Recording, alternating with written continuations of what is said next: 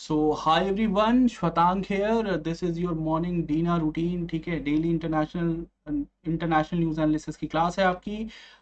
Let's discuss कि क्या क्या हुआ दिन भर में इंटरनेशनल रिलेशन के प्लेटफॉर्म पे वर्ल्ड ओवर, कौन कौन सी चीजें हुई। Let's discuss those things.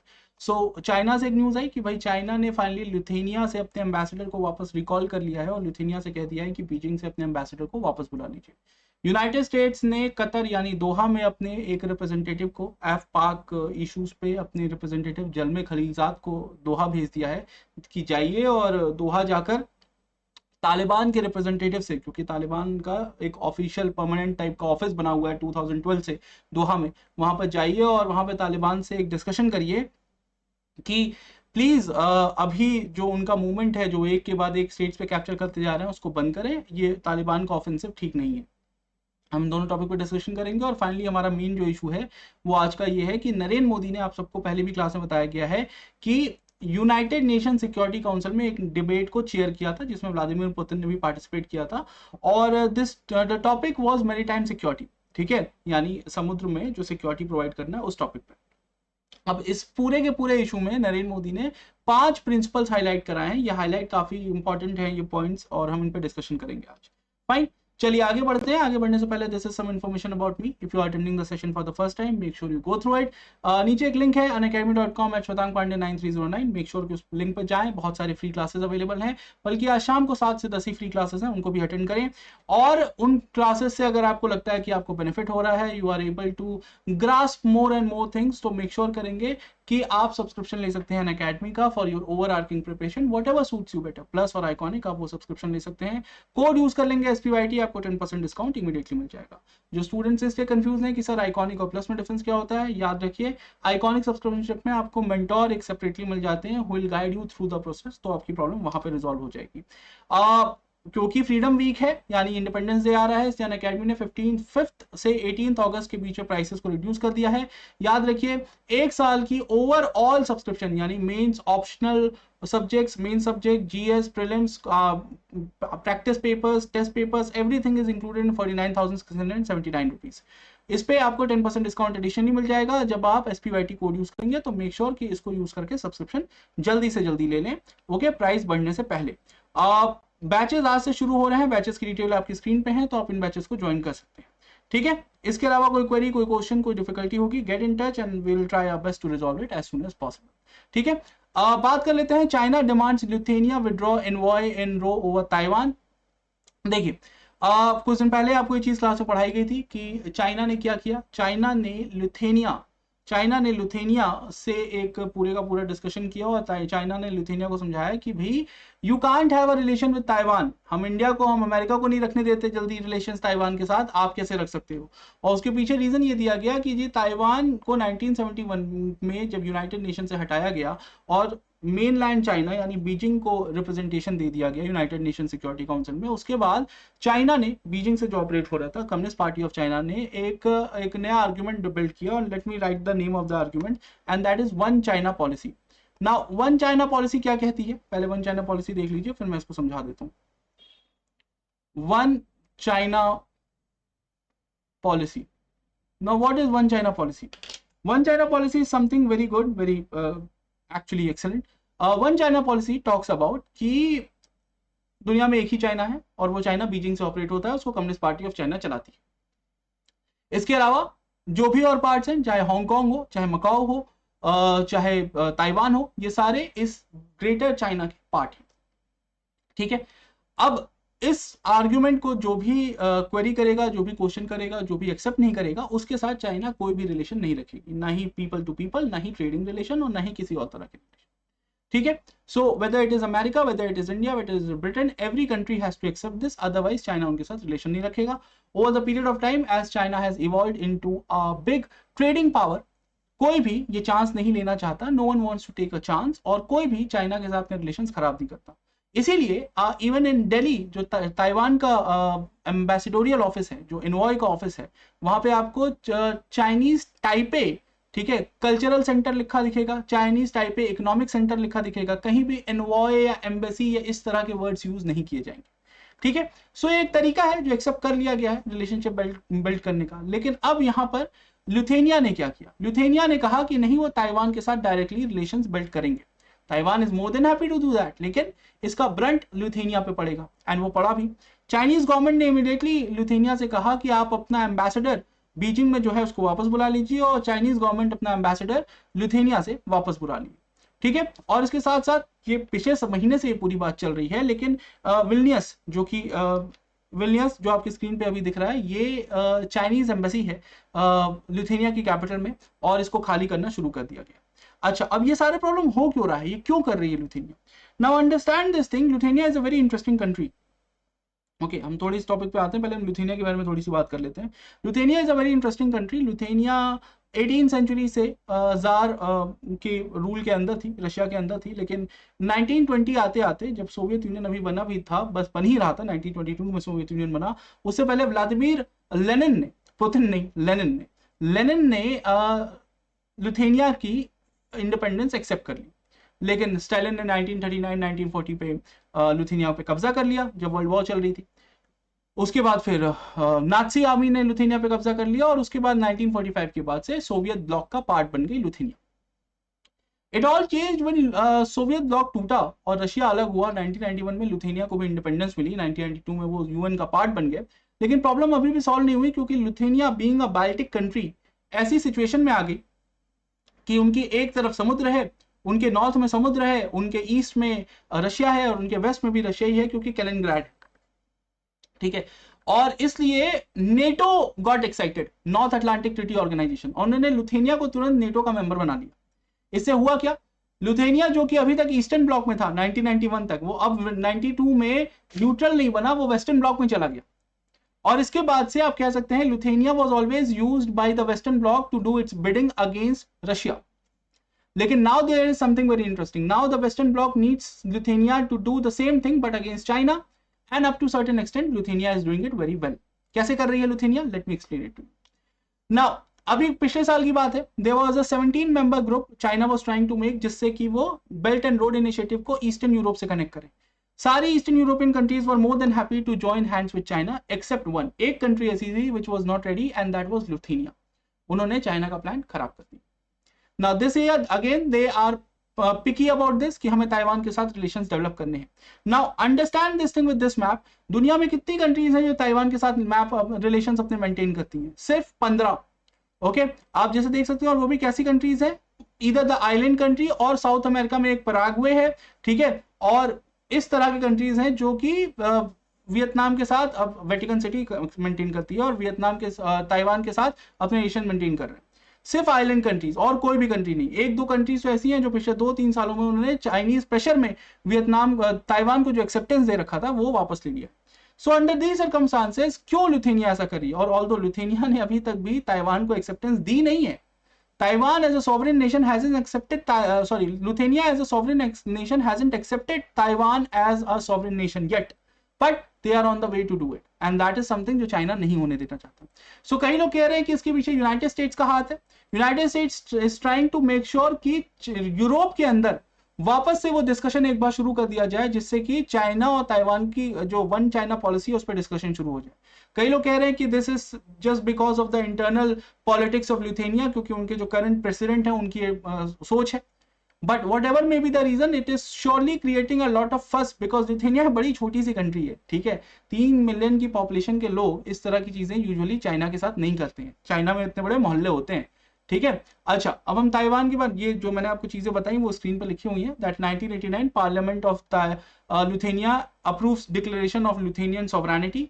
1991 Moscow ने एक बार कू करने की कोशिश की, लेकिन वो सक्सेसफुल नहीं रहा, सोवियत यूनियन टूट गया और लिथुआनिया जो है वो यूएन का मेंबर बन गया। 1992 में नया कॉन्स्टिट्यूशन आया और प्रेसिडेंशियल कॉन्स्टिट्यूशन इंप्लीमेंट हो गया। ओवर द पीरियड आप देख रहे हैं, not much more than a decade after it regained it's independence. During the collapse of the Soviet union in 1990, Lithuania was welcomed into NATO member in late March 2004. Russia's Kaliningrad exclave hosts the headquarters of the Russian Navy Baltic Fleet, which is sharing border with Lithuania, and that's why NATO ने इसको अपना member बनाया। Fine, चलिए, सो ये topic discuss करने के बाद हम अगले टॉपिक पे आते हैं, and that is United states ने अपने एनवॉय ज़ल्मे खलीलजाद को कतर भेज दिया। Now what is happening in Qatar? याद रखिए कतर में की कैपिटल है दोहा, और दोहा में तालिबान अपना परमानेंट ऑफिस मेंटेन करता है 2012 से। याद रखेंगे कि अमेरिका और अफगानिस्तान के बीच में जो एग्रीमेंट हुआ था फरवरी 2020 में, जिसके बेसिस पे अमेरिकन फोर्सेस अब अफगानिस्तान को छोड़ के जा रही हैं, उसका नाम भी दोहा एग्रीमेंट है, फरवरी 2020 में, कोविड के इमीडिएटली पहले। और उसमें भी Zalmay Khalilzad was the signing authority, and that's why Zalmay Khalilzad has been sent again to go there, have a discussion, try to resolve things and tell Taliban to stop their offensive.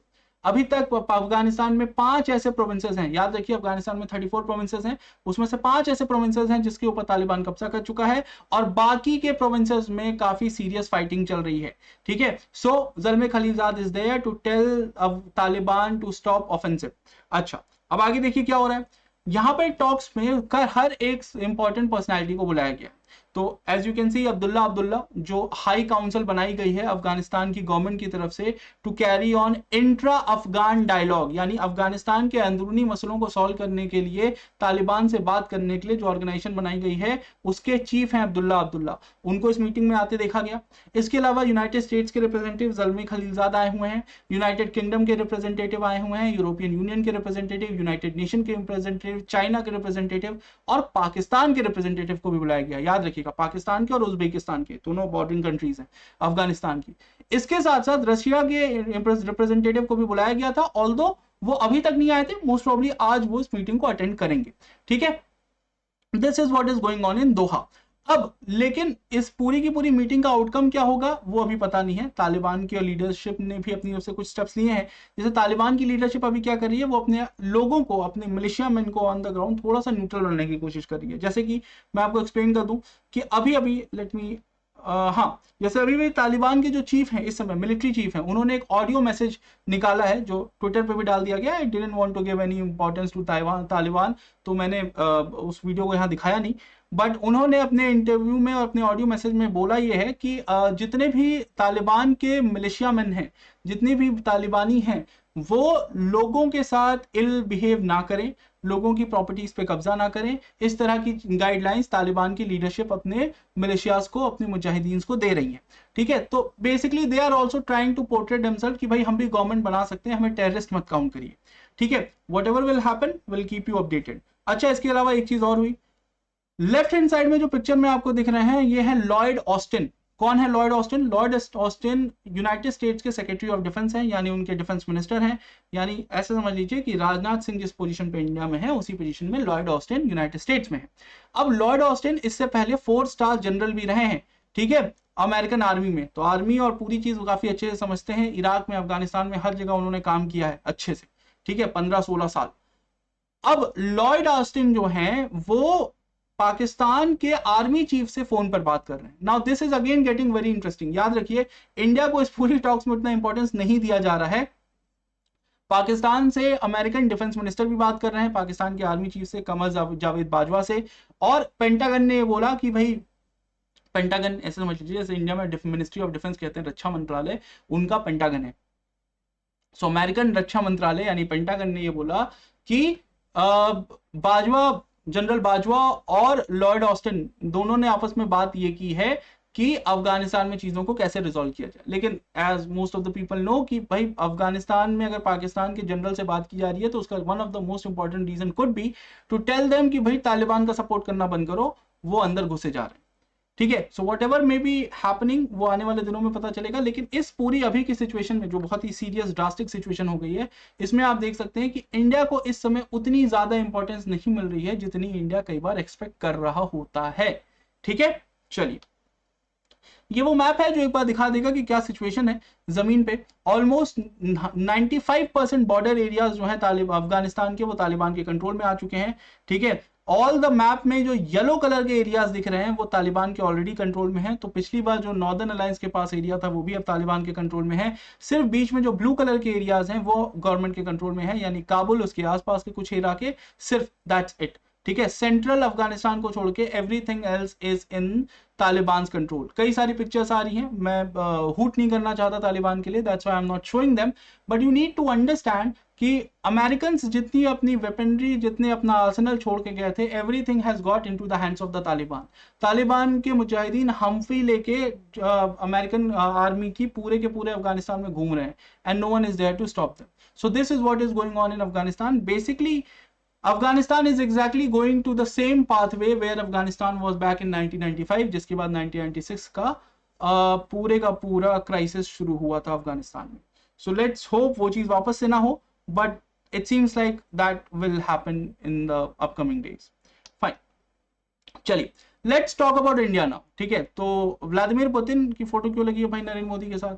So understand this thing that United nation security council का अगस्त महीने में India के पास है presidentship. इस presidentship पे रहते हुए अफगानिस्तान को भी इंडिया ने हेल्प की, उनके लिए एक यूएनएससी की मीटिंग ऑर्गेनाइज कराई रेजोल्यूशन पास करने के लिए।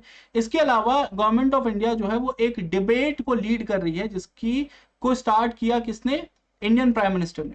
और इस पूरे के पूरे डिबेट में सबसे इंपॉर्टेंट चीज ये है कि मैरीटाइम सिक्योरिटी पे डिबेट ऑर्गेनाइज कराई गई।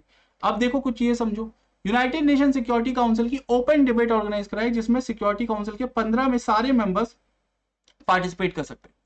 टाइटल रखा गया enhancing maritime security, a case study for international cooperation. Prime minister Narendra Modi पहले आए, उन्होंने अपनी बात की ऑनलाइन वीडियो मोड से। उन्होंने 5 बेसिक प्रिंसिपल्स बताए जिसपे इंडियन गवर्नमेंट आगे काम करने की सोच रही है। And let's go through each of this 5 basic principle one by one. The first one is free maritime trade sans barriers. Okay, now maritime trade barriers जितने भी हैं वो सारे के सारे खत्म किए जाएं over the period of time. जिन भी एरियाज में कोई कंट्री है जो अगर वहां पे चीजों को रेगुलेट करती है तो उसको खत्म किया जाए। खास तौर से इंडिया का फोकस किस एरिया पे है? इंडिया का फोकस है यहाँ पर साउथ चाइना सी पे, साउथ चाइना सी। और याद रखिए कि ओएनजीसी विदेश की ड्रिलिंग साइट्स हैं वियतनाम के पास, वियतनाम के टेरिटोरियल बाउंड्री में, एक एक्सक्लूसिव इकोनॉमिक जोन में, जिसके ऊपर चाइना भी क्लेम करती है। तो इंडिया ये चाहती है कि मैरीटाइम ट्रेड रूट्स खुलेंगे जिससे ओएनजीसी विदेश की व्हीकल्स, शिप्स जो है वो उस एरिया में जा पाएंगे। Now, the settlement of maritime dispute on the basis of international law only, this is also very important demand of India, because देखिए this is India has done this क्योंकि हमारे चाइना के साथ कोई डायरेक्टली मैरीटाइम डिस्प्यूट्स है नहीं। The only countries जिनके साथ इंडिया के मैरीटाइम डिस्प्यूट्स हैं वो है श्रीलंका और बांग्लादेश। बांग्लादेश के साथ जो मैरीटाइम डिस्प्यूट थे वो ऑलमोस्ट खत्म हो गए हमारे, हमने 2015 में एक एक्ट पास करके उनको ऑलमोस्ट खत्म कर दिया था आइलैंड से रिलेटेड। बाकी श्रीलंका के साथ जो मैरीटाइम डिस्प्यूट है वो बहुत छोटा सा है और उसमें कोई ऐसा सच कोई बहुत बड़ा इशू है नहीं। ठीक है, अफगानिस्तान पाकिस्तान के साथ इंडिया के जितने भी इश्यूज हैं वो मैरीटाइम नहीं माने जाते हैं, और अगर वो होंगे भी तो वो शिमला एग्रीमेंट के थ्रू ही सॉल्व होंगे।